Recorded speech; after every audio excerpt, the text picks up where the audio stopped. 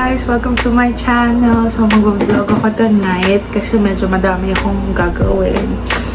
But first, kakain lang ako kasi after kong nagutom ako ulit, diba? So ang kakainin ko today is may goreng with egg and skyflakes. Guys, sobrang sarap ng skyflakes sa pancit canton or may goreng. So if hindi nyo pa natatry, kainin siya together. Try nyo na. Alam kong carbs on carbs, pero ayun. Since maanghang yung may goreng, inom din ako ng Proyo, my favorite yogurt drink. Super favorite ko yung mga yogurt drinks. So mag-film ako tonight ng 11/11 haul ng Shopee. Ano parang itim yung dito ko, dahil reflection lang yung cherry. So nagda-diet ako. Pero ayun, I'm trying to eat fish and chicken lang. Yan, mga egg, mga ganun. Ngayong, nagtatry akong mag-lose ng weight. Actually, nag-gain na nga ako ng weight ulit eh. Pero, ayun. As much as possible, lately, hindi na ako kumakain ng mga pork, beef, masyado. Well, ayoko naman talaga ng beef. Hindi ako ma-beef masyado. I mean, not the beef na feelings, but yung beef na food. Sorry, shaky. But ayun, kaya hindi ako nahihirapan. And fish, dati hindi ako masyadong mahilig sa fish, pero ayun, may mga gusto naman akong fish na niluluto ni Papa. So yun, kinakain ko naman siya, like mga bangus, yellowfin tuna, hindi ko na alam pangalan ng ibang, basta sabihin ko lang kay Papa na fish yung ulam, okay na ako doon. Alam ko na yung lulutuin niya, or parang sure ako ka nakakainin ko naman yun. Wag lang paksiw. Ang arte yun. Pero ayun, ano pa ba? Mag-aayos ako ng gamit kasi nag-declutter ako ng mga shirt, shorts, iba pang mga gamit and mga bags. Ibibigay sa pinsan ko. So maybe later, papakita ko din yun sa inyo. I have to also go through my emails. Personal email ha, kasi syempre may mga notification na unnecessary. Nakikita ko sa notifications of phone ko na hindi ko. So try ko siya i-go through if may akong extra time. So ayun, before mag-film nung 11/11 na haul ko, kakain mo na kami goreng. And while I'm eating, I'm watching Ate Ben's vlog. Hindi niya pa siya kilala, subscribe kayo sa channel niya. Isa sa mga favorite vlog ko, mga OG talaga dito sa YouTube. Mga kasabayan pa na mga clothes and Simply Raise. So panoorin niyo siya. Super love ko siya. Though hindi ako type kasi ng YouTuber or mga vlogger fan na very noisy. Hindi man noisy, pero parang parang lagi ko sa mga videos nila. And, pero ako, silent viewer, ganyan. Silent fan. And I'll be happy in the future if makita ko sila. Pero and ano ba? It's another night na mag-ayos ng gamit. Hindi ako natapos. So, ako na to. Baka celebrating ko tayo pag nag-ayos pa ng gamit guys. Well, ang hirap din kasi na, syempre sa dorm, tapos dito sa bahay, pag-uwi ko ayos ko ng gamit ko. Kasi lately, since umuwi ako halos every weekend this November, pinadala ko ng laundry kasi yung piraso lang naman, kasi na 3 days on site lang naman ako. And as much as possible, ikipit ko yung damit ko, lalo na hindi pa ako nakakapag-gym. Sabi ko after ng long weekend, mag-gym na ako. Pero sobrang kasi ako, parang routine person.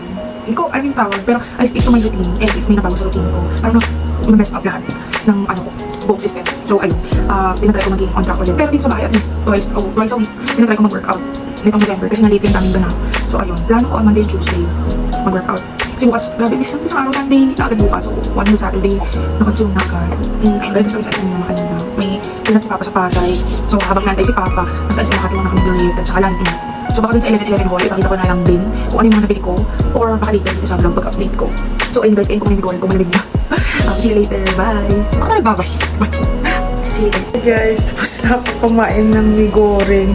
Ang anghang, nalimutan kong tanggalin yung yung red, yung maanghang na ano ba yun? Puro yung maanghang na sauce dun sa di ko kasi sinasama. Feeling ko na mamaga yung lips ko. Kasi hindi ako, or mabawa yung tolerance ko sa maanghang na food as in. Kaya ayun, feeling ko na mamaga yung ko. So after ko kumain, as in dali-dali ako ng toothbrush. Di ko na naubos yung skyflakes guys. Di ko na na-enjoy yung combo. Kasi nga nalimutan ko tanggalin. Sobrang gutom ko kanina. So ayan, mag-vlog, mag-film na pala ako ng 11/11 haul ko. Tapos may isa pa pala ako kailangan gawin. Girl, as an adult, hindi ka na pinag-prepare ng mom mo for mga extra shirt and all pag may alis. So tomorrow, after namin simba, punta kami sa bahay ng lola ko. Mag-celebrate kami ng birthday niya kasi birthday niya last Tuesday, November 14. Syempre may pasok lahat, so makapag-celebrate. So we're going to celebrate it tomorrow. Kaya kailangan ko magdala ng shirt kasi after namin magsimba, diretso na kami doon. Ano pa ba? Ayun. Yun siguro yung next priority ko after filming yung 11/11. I'm so excited to open my parcels. Ang mga ginastos naman ng person. So, ayun guys. Start na ako para hindi ako gabihin. It's already 9 o'clock in the evening. Pasensya na kung always gabi ako nakakapag-film. Well, di nyo naman din nakikita. So, bakit ako magpapasensya? Diba? Yes. Pero gabi ako nag-film kasi first, tahimik na. Kasi maraming bata dito naglalaro. Second, yun lang yung free time ko most of the time. Wow, time. Kasi sa umaga, pag weekday, syempre may full-time job tayo. Tapos, ayun, sa gabi na lang. Kasi may mga iba pa akong ginagawa. Like, pag-aayos na naman ng gamit. Alam mo yan, girl. Pero ayun, sige na guys. Be right back. Hi guys, tapos na ako lapit kayo sa akin. Tapos na ako mag-haul. Ano ba yan? Kita niyo ba ako maliwanag? Try ko nga maliwanag din. Anyway, ayan. Tapos na ako mag-haul. As you can see, ayan na siya. And ayan yung mga kalat. Ayun. Nakakapagod. Charis. Pero, saglit lang naman kasi onti lang naman talaga yung mga binili ko. Hindi ko alam kung ano yung una ko ma-upload. Kasi medyo may mga ikakat ako doon. But, may mga editing talaga kailangan gawin. Wow, feeling editor talaga yun. Pero ayun, medyo mahaba yung video. So, dito ko na lang i-share kung ano yung mga nabili ko kanina. So, ayun. Wait lang guys. Ayusin ko kayo. Oh my God. Ayan. Diba? Zoom na zoom.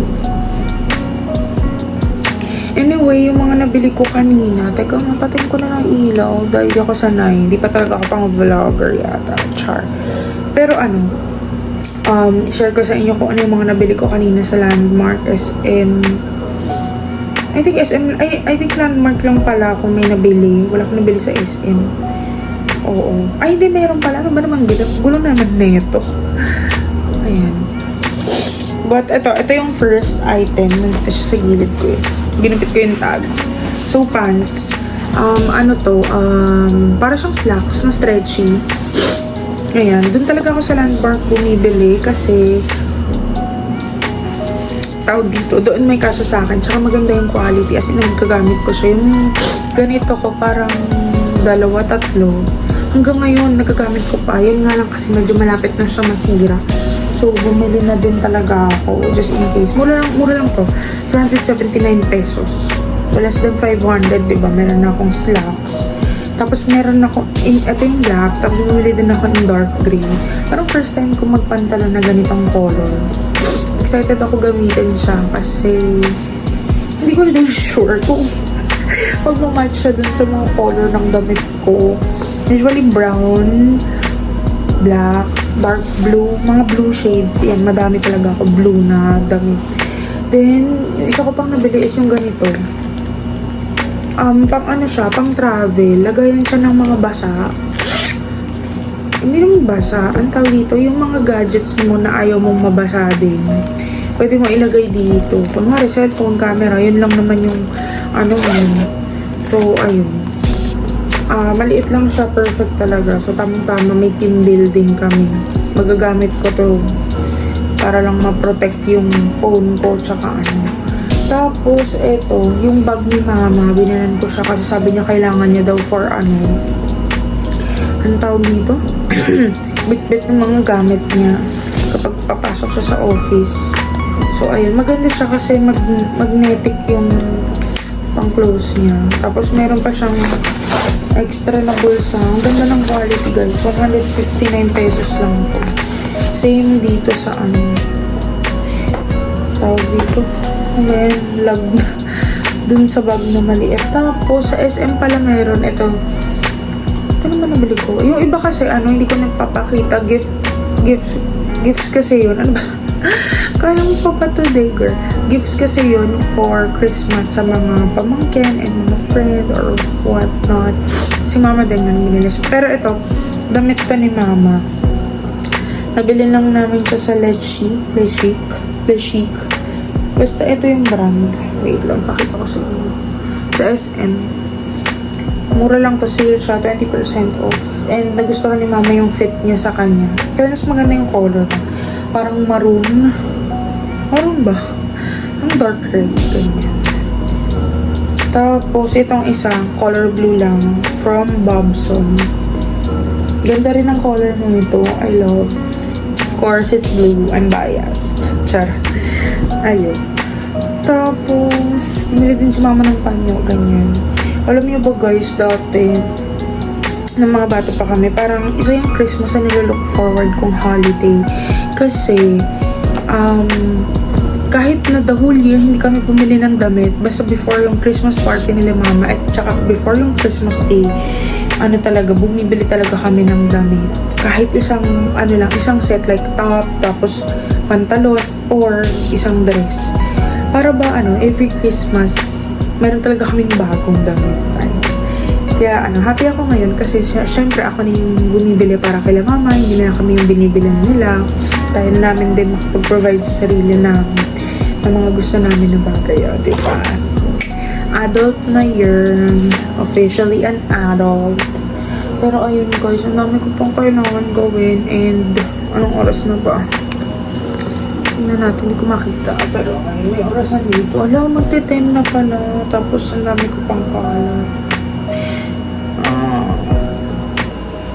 Hi guys, ayan, sobrang haggard ko na. I'm so tired today. Pero ayun, tapos na ako mag-haul. Naayos ko na din yung basura. Dito na lang siya sa gilid. Next naman na gagawin ko, ayusin ko yung gamit ko for tomorrow. Patay susuotin. It's Sunday, so magsisimba kami ni Mama after noon. Pupunta kami sa bahay ng lola ko. Tapos, ayun. So, kailangan ko ayusin yung mga gamit ko. Manlilipat ako ng bag. I-fill in ko yung mga essentials ko dun sa pouch ko. Kasi nabawasan na yun. Yung iba wala na din. Tapos, ayan. Yung ibang kalat dito kanina, medyo wala na. Kunting na lang.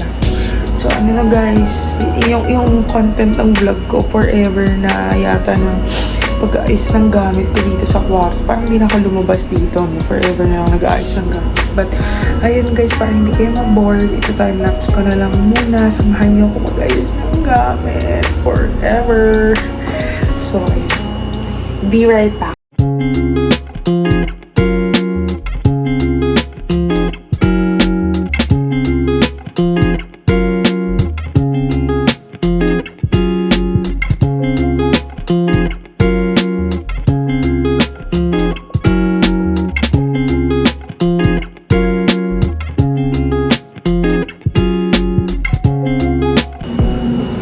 Guys, so ayun, tapos ko na yung mga iba kong kailangan gawin. Yung iba hindi naman ganun ka-urgent. So bukas ko na lang siya gagawin pag uwi namin or on Monday pagka out ko galing sa work.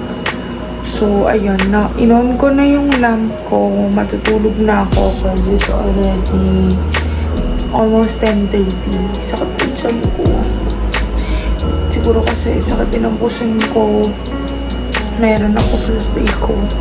Kaya ayun, medyo mababa talaga yung energy ko. Plus yun nga, kanina is umalis kami. Late na kami nakauwi na dahil sa traffic. So ayun lang naman guys for today. Wala naman masyadong exciting ganap. But pinidyo ko pa din. Para in the future, diba, mapapanood ko yung sarili ko na hey girl, ito ka pala before, productive ka pala.